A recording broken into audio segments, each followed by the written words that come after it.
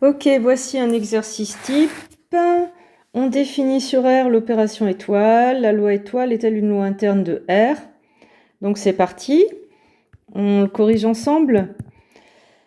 Déjà les données. Voyez bien que, ok, il y a R carré, mais R carré, c'est pas l'ensemble dont on parle. On ne fait pas une opération entre deux couples. R carré, c'est une façon de présenter deux variables réelles entre lesquelles je fais le étoile. Et vous voyez bien d'ailleurs que c'est écrit très clairement ici, on définit sur R l'opération étoile. Donc ceux qui pensaient qu'il fallait déclarer, je ne sais pas, 4 variables parce qu'on est dans R carré, c'est qu'ils ont lu vraiment trop succinctement. Il ne faut pas prendre les données qu'on lit, il faut réfléchir en plus de lire. Donc là, vous êtes sur R. Et d'ailleurs, c'était écrit là. Donc la loi étoile est-elle une loi interne de R? Le booléen sur lequel on réfléchit, c'est pour tout par défaut, UV appartenant à R, U étoile V défini d'une part, pas de problème d'opération, pas de racine de négative, de fraction avec un diviseur nul, des trucs comme ça, quoi. Et U étoile V doit appartenir à R. Je réfléchis, j'ai écrit par défaut. Est-ce que mon choix de nom de variable par défaut convient au contexte? Bah, pour moi, oui. U et V, ça peut être réel. C'est pour ça que j'ai choisi U et V depuis le début. C'est assez souple comme notation, ça s'adapte un peu à tout. Donc bah là, U et V, ça me va bien. Et du coup, pour répondre à cette question, eh bien, je déclare UV dans R. Et puis, il n'y a rien de plus à dire. Il n'y a pas d'autres constituants, donc je m'arrête là. Ma déclaration de variable est finie. Et maintenant, je réfléchis. Premier booléen sur lequel je m'interroge, est-ce que U étoile V est défini? Bah oui, ça se voit. Donc je vais juste le dire. Alors U étoile V défini. Normalement, c'est évident. Il n'y a pas de problème d'existence. Défini.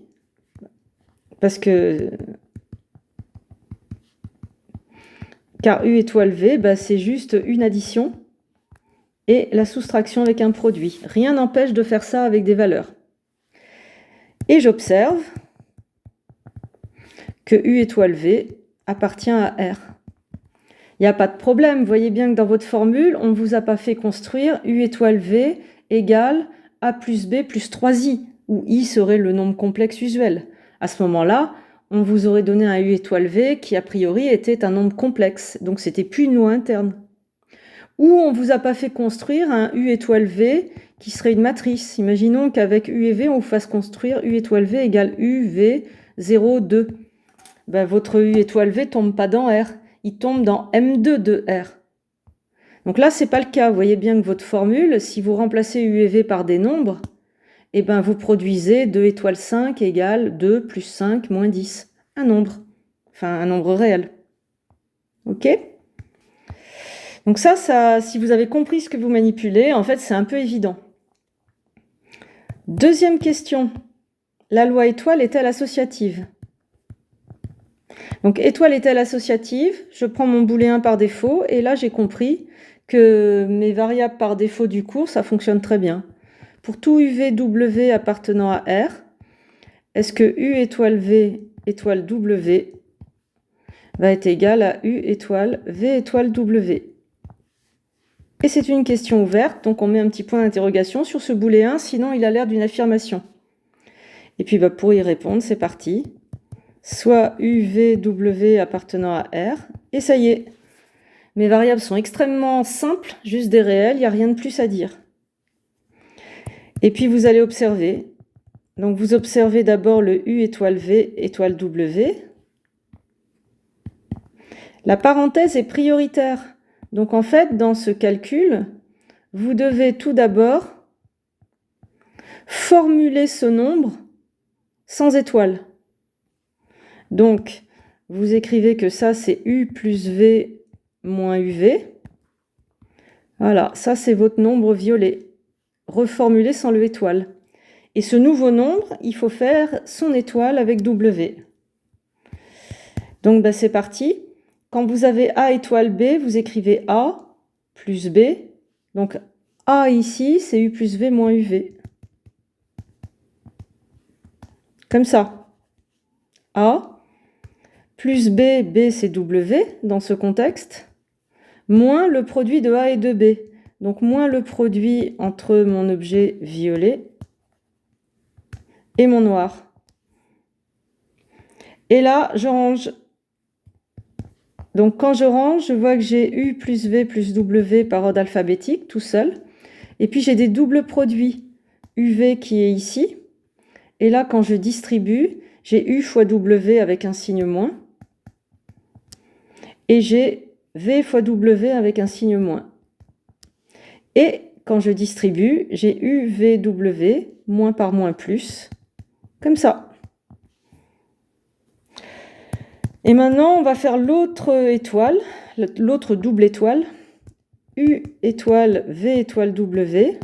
Et cette fois, on va commencer par cette parenthèse. Je remplace, ici, je vais changer de couleur. Je ne fais pas en premier U étoile, je ne fais pas dans l'ordre où je lis, de gauche à droite, je fais d'abord la parenthèse.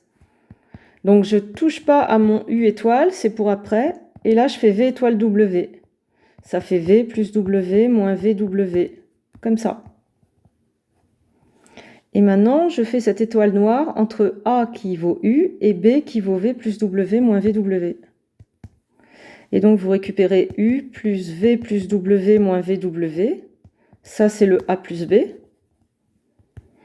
Et vous récupérez moins le produit entre U et mon nombre rouge, ici. Et vous distribuez tout ça, vous rangez. Et vous récupérez U plus V plus W, moins UV, moins UW, moins VW, moins plus UVW. Et ainsi rangé, vous observez l'égalité.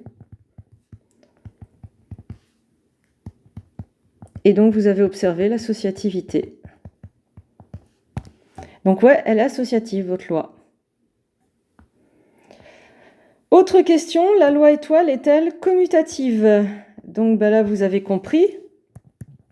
On s'interroge sur pour tout UV appartenant à R, est-ce que U étoile V égale V étoile W? C'est parti. Vous déclarez UV dans R, il n'y a rien de plus à faire. Eh bien, ce qu'on observe, c'est que U étoile V, c'est U plus V moins UV, et que V étoile U, quand je respecte l'ordre, ça fait V plus U moins VU. Et ça, c'est comme U plus V moins UV, parce que là, vous êtes sur des opérations usuelles, vous savez que vous pouvez changer l'ordre dans l'addition et dans le produit pour les réels. Donc, j'observe la commutativité. C'est commutatif. La question D, c'est la loi étoile admet-elle un élément neutre dans R? Donc on s'interroge sur est-ce qu'il existe E dans R, tel que pour tout U dans R, U étoile E égale U. Je n'ai pas besoin de m'intéresser à l'autre égal, E étoile U, car comme la commutativité a été prouvée avant, de fait, si ça marche là, ça marchera dans l'autre sens. Donc, je raccourcis ce booléen, je le rends plus efficace. La réponse, eh bien, ça va être qu'il faut essayer d'intuiter. Imaginons que vous n'ayez pas d'intuition. Alors, vous faites une analyse. Faire une analyse, ça veut dire je ne sais pas comment affecter E, du coup je le déclare formel. Point. Et maintenant je réfléchis. Ça veut dire quoi pour E vérifier pour tout U? Donc j'ai besoin d'une variable U, je la déclare. Et je réfléchis, qu'est-ce que ça veut dire U étoile E égale U? Ça me crée une équation sur laquelle je réfléchis et je cherche E. Donc ça veut dire U plus E moins UE égale U. Ça veut dire, ici, que E facteur de 1 moins U égale 0. Donc il y a deux possibilités. Il y a E égale 0 ou U égale 1. Mais moi, je cherche E qui marche pour tout le monde. Donc je vais prendre E égale à 0. Et ça, je vais le faire dans ma synthèse. Une fois que j'ai trouvé la valeur possible, soit U appartenant à R, eh bien j'observe que U étoile 0 égale U plus 0 moins 0 fois U égale U. Donc E est neutre de étoile sur R. Donc ici, j'ai montré l'analyse pour ceux qui n'ont pas d'intuition, mais ceux qui ont de l'intuition, ils ont probablement vu E égale à 0 de tête ou au brouillon. Et bien auquel cas, vous ne rédigez que la synthèse. Il n'y a pas besoin de montrer forcément cette réflexion quand elle est simple. Un truc qu'on peut intuiter, on se contente de rédiger ça. Ok ? Dernière question. S'ils existent, quels sont les inverses? Alors ici, il y a un abus de langage. Le mot inverse a été utilisé au lieu de symétrique. Normalement, inverse, on l'utilise quand la loi est notée point. Ici, elle s'appelle étoile. Et il pourrait y avoir conflit avec le nom d'inverse. Comment dire? Par exemple, l'inverse de 2 dans les réels, c'est 1/2. Donc il faut que vous compreniez qu'ici, ça fait référence à symétrique. Donc, on vous demande de réfléchir, excusez-moi, j'ai perdu les nombres, à 0, 1 et 2. Alors, 0 a-t-il un symétrique? Et si oui, lequel? Eh bien, réfléchir à la propriété de symétrique d'un nombre fixé, c'est réfléchir au booléen. Est-ce qu'il existe un certain x ou copain de 0 appartenant à R, tel que, entre x et 0, le étoile, ben ça fait... Hop, on retombe sur le nombre... on retombe sur le neutre.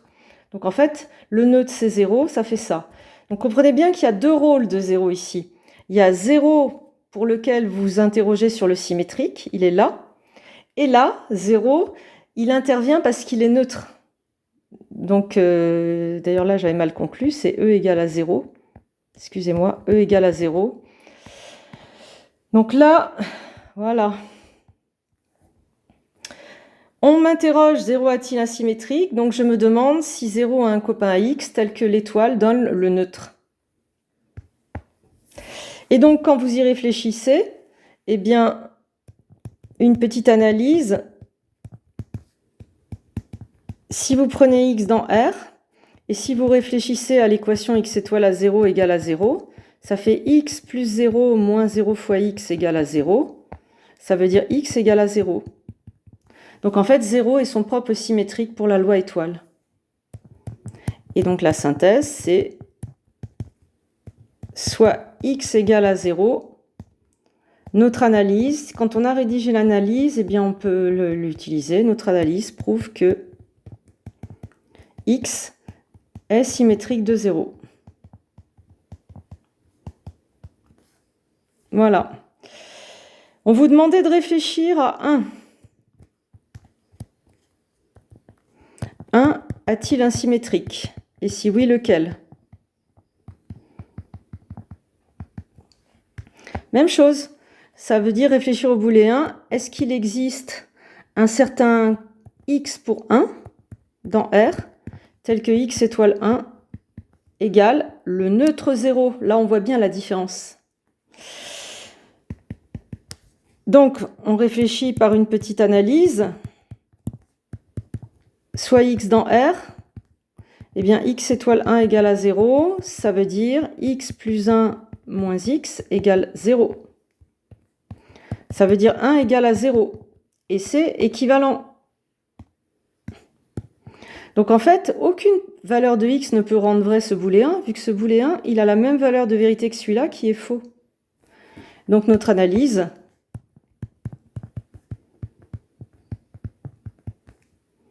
Donc, notre analyse montre, donc ça c'est faux, en valeur de vérité, montre qu'il n'existe que 1 ne possède pas de symétrique. Et du coup, ça montrait que R avec cette loi étoile n'est pas un groupe.